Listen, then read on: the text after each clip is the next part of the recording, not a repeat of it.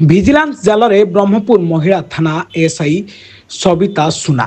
ବ୍ରହ୍ମପୁର ଏକ ମାମଲାର ରଫା ଦଫା ନିମନ୍ତେ 10,000 ଟଙ୍କା ଲାଞ୍ଚ ନେଉଥିବା ସମୟରେ ମାଡ଼ି ବସିଲା ଭିଜିଲାନ୍ସ ଦ୍ୱାରା ଗିରଫ ହୋଇଛନ୍ତି ସେ।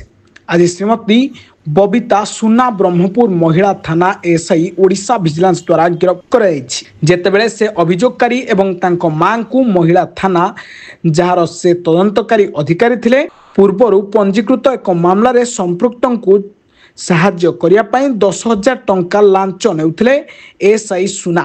ଉକ୍ତ ମାମଲାରେ ଅଭିଯୁକ୍ତଙ୍କୁ ଗିରଫ କରିବାକୁ ଧମକ ଦେଉଥିଲେ।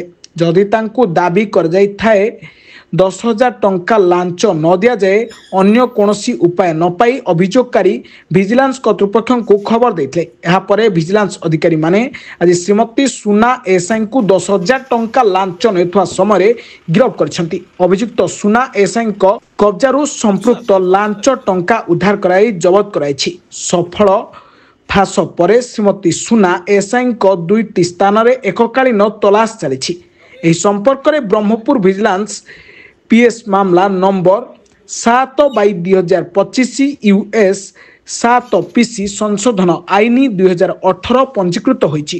ଅଭିଯୁକ୍ତ ଶ୍ରୀମତୀ ସୁନା ଏସ୍ଆଇଙ୍କ ବିରୁଦ୍ଧରେ ତଦନ୍ତ ଜାରି ରଖିଛି। ନାଁ କହିଲା କ'ଣ ନେଲା ମାଗୁଥିଲା ପଇସା କ'ଣ ହେଲେ ମାଗୁଥିଲା? 3 ମାସ ହେଲା ହଇରାଣ କଲେ। ଫାଣ୍ଡି ପୁଲିସ ବି ହଇରାଣ କଲେ, ନୂଆଗାଁ ପୁଲିସ ବି ହଇରାଣ କଲେ। ତାପରେ ଲାଷ୍ଟ ମେଡ଼ିକାଲ ଆସିଲା ମୁଁ ଗାଡ଼ି ପ୍ରହାର କଲେ। ତାପରେ କ'ଣ କହିଲେ ସେ ମ୍ୟାଡ଼ାମ୍ କ'ଣ ହେଲେ ପଇସା ମାଗିଲେ ଆପଣଙ୍କୁ କହୁନାହାନ୍ତି?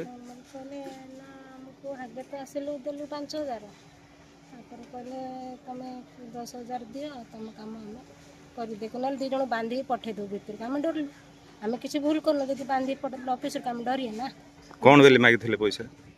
ଆମ କାମ ରାଇଟ୍ କରିଦେଉ ଦିଅ ଆମକୁ। କେଉଁ କେସ୍ରେ କି? ଆମର ପୁଅକୁ ବାହାଘର କରିଥିଲି। ସେ ଝିଅ 20 ତାରିଖରେ ମୋର ବାହାଘର ଥିଲା। 17 ତାରିଖରେ ସେ ଝିଅ ଗୋଟେ ପୁଅକୁ ଭଲ ପାଉଥିଲା। ସେ ଝିଅ ପୁଅ ସାଙ୍ଗରେ କୁଆଡ଼େ ଯାଇଥିଲା କ'ଣ କଲି ତାର ହେଲେ ଆଜି କେତେ କ'ଣ ହେଲା?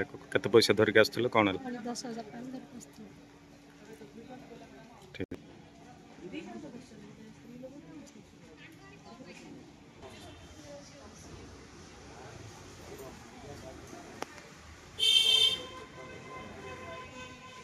Bureau report black kit news Odia.